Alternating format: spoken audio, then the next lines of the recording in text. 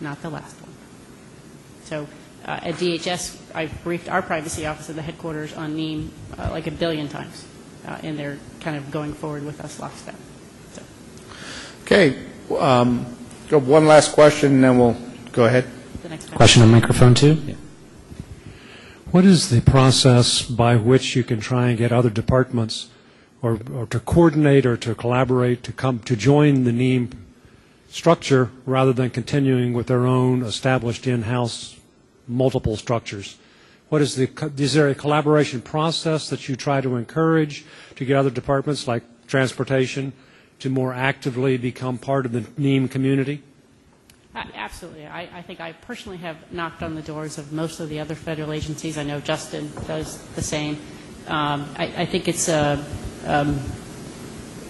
process that we are maturing in how to understand and articulate our business value to those other departments. But I think that we have a controlled growth strategy by adding all of the federal agencies. Probably is not going to provide everyone value at that same time. So we'll talk a lot more about that later in the conference. That's a really good question, and I certainly will hang around. We can talk about that after. The whole concept of communication and outreach, not only across federal entities, but our state, local, tribal partners and industry, is an ongoing issue that we have to continue to pay strict attention to, and to make sure that everybody has a seat at the table. So it is. It's an ongoing process. It's something that started out in the very beginning, and something that we'll continue to work with throughout. So at this point, one last housekeeping was handed to me. There are evaluations that have been placed on tables. If you'll fill them out and leave them behind with staff to collect, that would be appreciated. Say nice things. We're here all week. Tip your waitresses and all that kind of stuff. And with that, if you'll give us a couple of minutes, we're going to switch the panels around, and then we'll have. I'll do the introduction of the next panel with Oasis to wrap things up before we move on to refreshments. Thank you.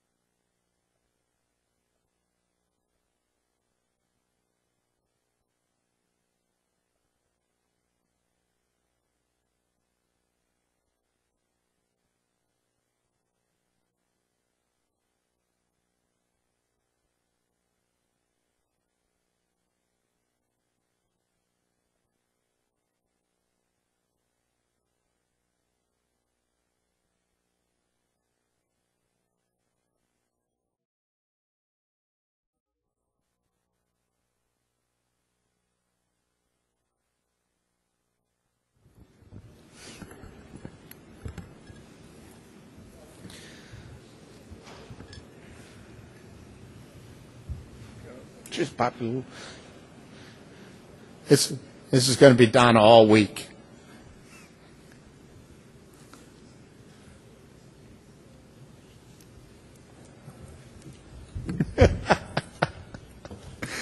Well, again, it's my pleasure to introduce Patrick Gannon.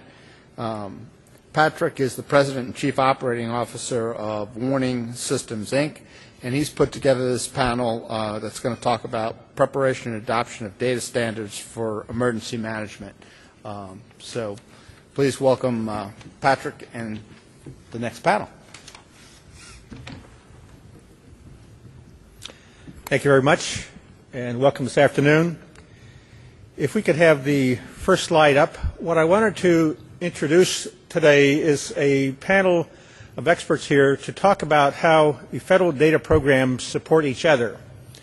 And we'll be doing this in a process to really focus in on the emergency management domain, talking about it both from NEAM's perspective, but also how Department of Homeland Security and FEMA have reached out through talking to private vendors, software IT vendors, and working through international standards organizations such as OASIS to bring about standardization in the information communication process. So on our panel today, we have on my far right Dennis Gusty, who's from the Office of Interoperability and Compatibility within the Science and Technology of DHS. And then to my immediate right here is Scott Schaup, who's from the Enterprise Architecture Branch within the Information Technology Directorate at FEMA. And then, of course, Donna Roy, who's already been introduced and spoke to you. So to kind of bring this about here, I've been asked to represent on behalf of the OASIS Emergency Management Adoption Committee some of the background and activities of OASIS. I had the distinct pleasure for 7 years to serve as the president and CEO of OASIS from about 2001 till 2008, and then just last year I left OASIS to take over this current position within Warning Systems. It was a chance for me to again kind of take the standards and actually get back into practice with the technology and bringing that technology to market. So what we want to talk about from the perspective of OASIS is how this work was initiated and has progressed operating under the umbrella of the OASIS organization, and then to give you a snapshot of what's actually happening here this week. I must say I concur with Donna when she talked about the great progress that has been made just in the last 2 months of kind of integrating the OASIS and EDXL CAP work together with the work at NEAM.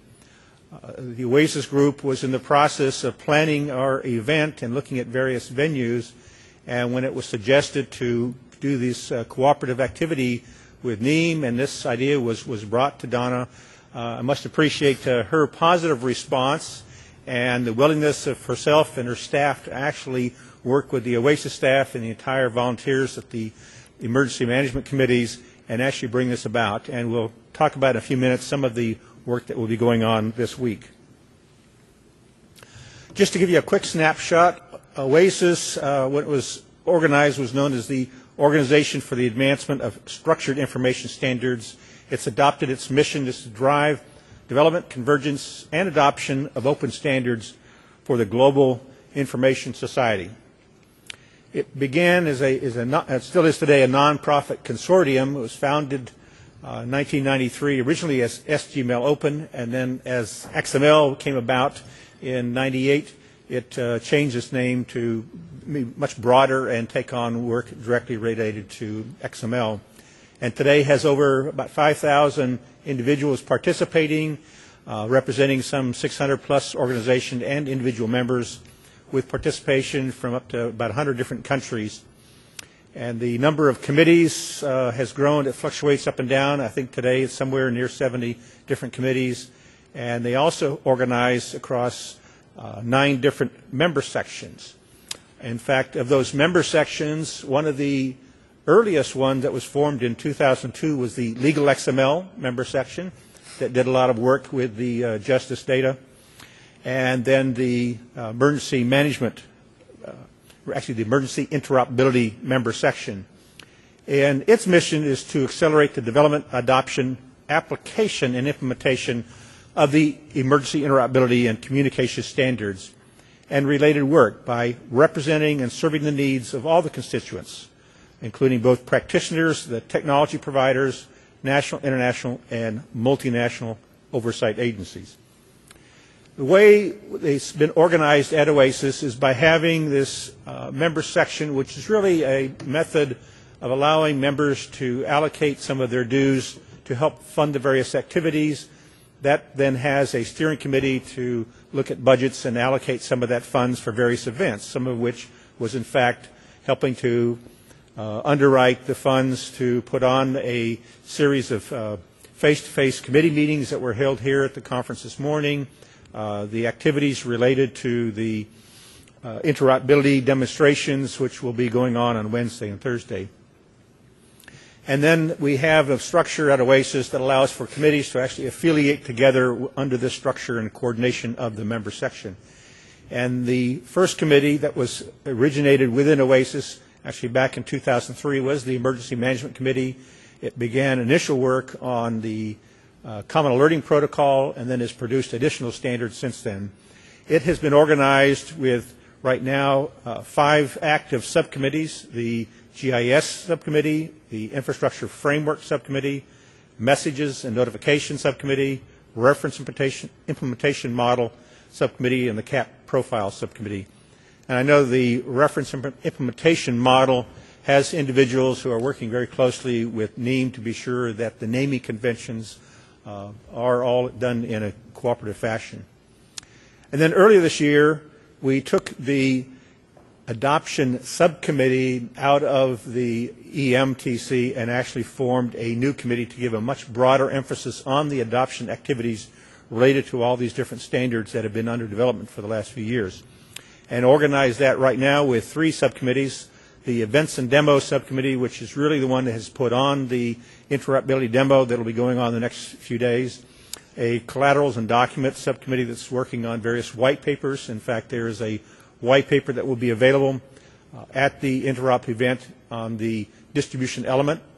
And then a third one is the Outreach and Education subcommittee that is doing work to reach out to other organizations. And so, in fact, putting on this event but doing it in a coordinated outreach with NEAM has been one of the major benefits we see of this kind of adoption work.